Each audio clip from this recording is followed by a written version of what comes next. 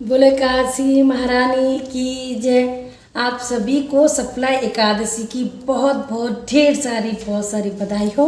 और चलिए जी video start करते हैं। वीडियो पसंद आ जाए तो लाइक शेयर कमेंट जरूर से करना। काशी व्रत कैसे रखते हैं, ऑलरेडी मेरी वीडियो काफ़ी डली हुई है तो आप चेक कर सकते हैं। हमेशा अब जैसे एकादशी से एक दिन पहले, मैं फिर भी बता देती हूँ जो नहीं जुड़ रहे हैं, एक दिन पहले आप ब्रश करके सोएं, रात को चावल ना खाएं। एकादशी वाले दिन आप चावल तो बिल्कुल खाने ही नहीं है। भगवान जी की सेवा पूजा भोग आरती कर दीजिए। फलाहार ले सकते हैं, से नमक एक टाइम ले सकते हैं और पंडित जी को दान दक्षिणा भी कर सकते हैं। ठीक है जी। और द्वादशी को आपने क्या करना है, चावल का जरूर भोग लगेगा, किसी रूप में लगा सकते हो, चाहे खीर हो खिचड़ी हो। और वैसे भी अब द्वादशी से खिचड़ी महोत्सव शुरू हो चुका है, 1 महीने तक रहेगा, तो भगवान जी को महीने भर खूब खिचड़ियाँ अलग अलग तरीके से भी खिला सकते हो। इस तरह से पारण यही होता है। मैं तो सेवा पूजा कर लेती हूँ, उसके तभी मैं पारण करती हूँ, यानी अन्न का भोग लगाती हूँ, चावल का भोग लगाती हूँ। आप भी ऐसे कर सकते हैं। बाकी जय श्री राधे। तो कथा स्टार्ट करती हूँ। सेवा पूजा होने के बाद कथा करते हैं। आप तुलसी दल ले सकते हैं, तिल ले सकते हैं, फूल ले सकते हैं। तो श्रीमन नारायण नारायण नारायण भजमन नारायण नारायण लक्ष्मी नारायण नारायण नारायण गोविंद नारायण नारायण नारायण। बोलो लक्ष्मी नारायण भगवान की जय, बोलो सच्चे दरबार की जय।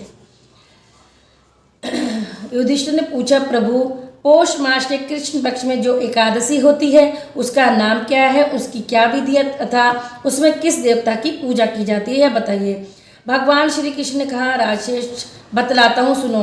बड़ी बड़ी दक्षिणा देने वाले यज्ञों से भी मुझे उतना संतोष नहीं होता जितना एकादशी व्रत के अनुष्ठान से होता है। इसलिए सर्वदा प्रयत्न करके एकादशी का व्रत करना चाहिए। पौष मास के कृष्ण पक्ष में सफला नाम की एकादशी होती है। उस दिन पूर्वोक्त विधान से ही विधि पूर्वक भगवान नारायण की पूजा करनी चाहिए। एकादशी कल्याण वाली है, अतः इनका व्रत अवश्य करना चाहिए। जैसे नागों में शेषनाग, पक्षियों में गरुड़ और देवता में श्री विष्णु तथा मनुष्यों में ब्राह्मण श्रेष्ठ हैं, उसी प्रकार संपूर्ण व्रतों में एकादशी तिथि व्रत श्रेष्ठ है। राजन सफला एकादशी को मंत्रों का उच्चारण करके फलों के द्वारा श्री हरि का पूजन करें। नारियल के फल, सुपारी, नींबू, अनार, आंवला, लौंग, बेर तथा आम के फलों से श्री हरि की पूजा करनी चाहिए। इस प्रकार धूप दीप से भी भगवान की अर्चना करें। सफला एकादशी को विशेष रूप से दीप दान करने का विधान है। रात को वैष्णव पुरुषों के साथ जागरण करना चाहिए। जागरण करने वाले को इस फल की प्राप्ति होती है, वह हजारों वर्ष तपस्या करने से भी नहीं मिलता। हे राजन, अब आप सफला एकादशी की कथा ध्यानपूर्वक सुनिए। चंपावती नगरी में एक महिष्मान राजा राज्य करता था। उसके 4 पुत्र थे। इन पुत्रों में राजा का सबसे बड़ा पुत्र लुमाक महापापी था। वह सदा पर स्त्री गमन तथा वैश्यों के यहाँ अपने पिता का धन नष्ट किया करता था। वह देवता, ब्राह्मण, वैष्णव आदि की निंदा किया करता था तथा जब पिता को अपने बड़े पुत्र के बारे में समाचार ज्ञात हुआ तब उसको अपने राज्य से निकाल दिया। जब लुमाक सबके द्वारा त्याग दिया गया तब वह विचार करने लगा कि अब मैं क्या करूं, कहाँ जाऊं। अंत में वह दिन में वन में रहने लगा और रात को अपने पिता की नगरी में चोरी तथा अन्य कुकर्म करने लगा। जिस वन में वह रहता था वह भगवान को अत्यंत प्रिय था। उस वन में एक बहुत पुराना पीपल का वृक्ष था। सब देवताओं का क्रीड़ा स्थल था। इसी वृक्ष के नीचे लुम्पक रहता था। कुछ दिनों के पश्चात पौष माह के कृष्ण पक्ष की दशमी के दिन वह वस्त्रहीन होने के कारण शीत से मूर्छित हो गया।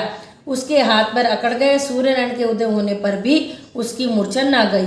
सफला एकादशी के मध्याह्न तक वह दुराचारी मूर्छित ही पड़ा रहा। जब सूर्य की गर्मी से उसे होश आया तो वह अपने स्थान से उठकर वन से भोजन की खोज में चल पड़ा। उस दिन वह जीव को मारने में असमर्थ था, इसलिए जमीन पर गिरे हुए फलों को लेकर पीपल के वृक्ष के नीचे आया और जब सूर्य भगवान अस्ताचल को प्रस्थान कर गए तब फलों को पीपल की जड़ के पास रखकर कहने लगा कि हे भगवान, इन फलों से आप ही तृप्त होंगे। ऐसे कहकर वह रोने लगा और रात्रि को उसे नींद नहीं आई। इस महापापी के व्रत का तथा रात्रि जागरण के प्रभाव भगवान अत्यंत प्रसन्न हुए। उसके समस्त पाप नष्ट हो गए। प्रातः ही एक दिव्य घोड़ा अनेकों सुंदर वस्तुओं से सजा हुआ उसके सामने आकर खड़ा हो गया और आकाशवाणी हुई कि हे राजपुत्र, भगवान नारायण के प्रभाव से तेरे समस्त पाप नष्ट हो गए हैं, अब तू अपने पिता के पास जाकर राज्य प्राप्त कर। लुमाक ने जब ऐसी आकाशवाणी सुनी तो वह अत्यंत प्रसन्न हुआ और बोला, हे भगवान आपकी जय हो। ऐसा कहता हुआ सुंदर वस्त्रों को धारण कर अपने पिता के पास गया। उसने संपूर्ण कथा कह सुनाई और पिता ने अपना राजभार सौंपकर वन का रास्ता ले लिया। अब लुमाक शास्त्र अनुसार राज्य करने लगा। उसके स्त्री पुत्र आदि भी परम भक्त बन गए। वृद्धावस्था आने पर वह अपने पुत्र को गद्दी दे भगवान का भजन करने के लिए वन में चला गया और अंत में विष्णु लोक को गया। राजन, इस प्रकार जो सफला एकादशी का उत्तम व्रत करता है वह इस लोक में सुख भोग कर मरने के पश्चात मोक्ष को प्राप्त होता है, और जो लोग यह व्रत नहीं करते वे पुंछ सिंह रहित पशु तुल्य हैं। संसार में वे मनुष्य धन्य हैं जो सफला एकादशी के व्रत को करते हैं, उन्हीं का जन्म सफल है। महाराज, इसकी महिमा को पढ़ने सुनने तथा उनके अनुसार आचरण करने से मनुष्य राजसूय यज्ञ का फल पाता है। बोले एकादशी महारानी की जय। श्रीमन नारायण नारायण नारायण। अब मैं एकादशी का नाम ले लूँगी। उत्पन्ना एकादशी, मोक्षदा एकादशी, सफला एकादशी, पुत्रदा एकादशी, शर्तिला एकादशी, जया एकादशी, विजया एकादशी, आमलकी एकादशी, पापमोचनी एकादशी, कामदा एकादशी, वरुथनी एकादशी, मोहिनी एकादशी, अपरा एकादशी, निर्जला एकादशी, योगिनी एकादशी, देवशनी एकादशी, कामिका एकादशी, पुत्रदा एकादशी, अजय एकादशी, परिवर्तनी एकादशी, इंदिरा एकादशी, पापानकुंश एकादशी, रमा एकादशी, प्रबोधनी एकादशी, पद्मनी एकादशी और परमा एकादशी। जय श्री राधे। बोल बंसी वाले की जय। श्रीमती राधा रानी की जय। तो जय श्री राधे। आज मैंने आपको सुनाई सफला एकादशी, तो आशा करती हूँ आपको समझ आई होगी, और इससे अगली जो आएगी वो पुत्रदा एकादशी आएगी। ठीक है जी। जय श्री राधे।